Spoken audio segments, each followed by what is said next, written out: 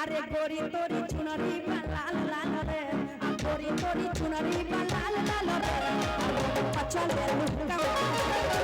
गोरी तोरी चुनरी लाल लाल रे अरे पचल रे मुक्का मार जा रे गोरी तोरी चुनरी लाल लाल रे अरे पचल रे मुक्का मार जा रे जब निकले घर से बहरिया सब लड़ावल चाहेला नजरिया जब निकले घर से बहरिया सब लड़ावल चाहेला नजरिया आ सब फूल चाहे पर गोरा गालो रे अरे गोरा गालो अरे गोरी तोरी चुनरी लाल लाल रे गोरी तोरी चुनरी लाल लाल रे चलो रे गोरी तोरी चुनरी लाल लाल रे अरे चले मुक्का मान चले दिल भर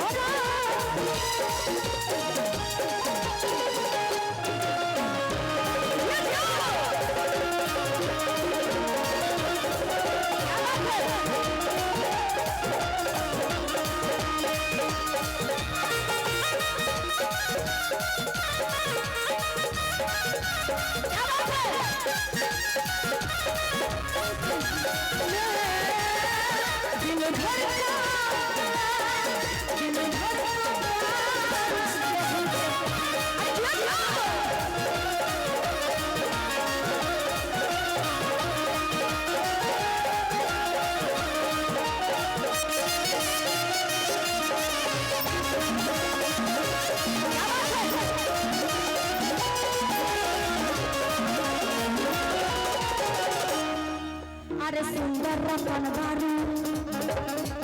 अपहरो नजो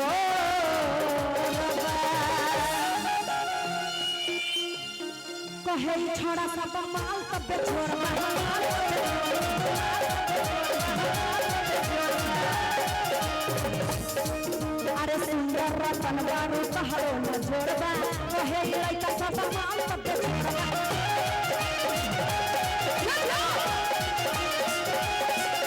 अल्लाह के पढ़ाई में हो जाए उच्च खाना ये धुआं बंद रखेगा लड़की अरे गोरी तोरी चुनरी लाल लाल रे गोरी तोरी चुनरी लाल चलो गोरी चुनरी लाल लाल रे अरे चलो मार चल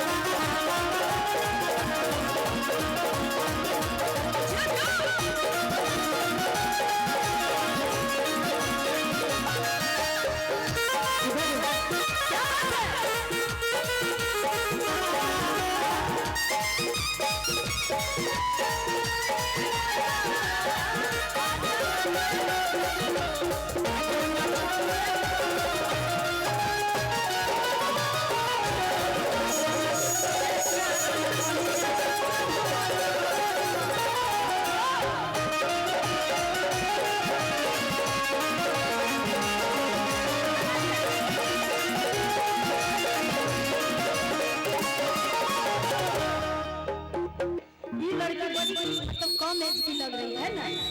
बड़ी छोटी लग रही है कितना उम्र हुआ है कितना उम्र हुआ है 15 साल बहुत अच्छा डांस कर रही है बाबू खाली देखने में बच्ची है हाँ मेरा कोई मजबूरी नहीं हम शौक से तो अभी हम ये बात पूछे कहाँ है आपके पास कला है तो अच्छी बात है ये कौन पीछे से बोल रहे हैं कि देखने में बच्ची है बाप रे वाह डायलॉग भी मारने वाला बड़ी यहाँ पर है जी देखने में बच्ची है पता नहीं कलयुग में बच्ची है कि नहीं बच्ची है रुपेश भैया ऐसा बात मत बोल ऐसा बात नहीं है लड़की सब खुद खाली लड़का पटाता है लड़का खुद नहीं पटता है का जी एगो वायरल होता खाली छौड़ी पटाता है अरे छौड़ी पटाता अरे की कोने कॉलेजवा में आ करेलू पढ़ाई लइका लइका से होला लड़ाई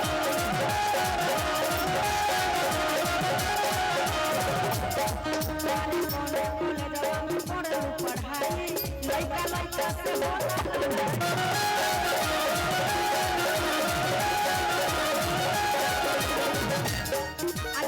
महल में हो जाए ऊंचा खाला रे ऊंचा खाला रे अरे ऊंचा खाला है जवान को चिल्लाने सा माल रे है जवान को चिल्लाने सा माल रे चले लो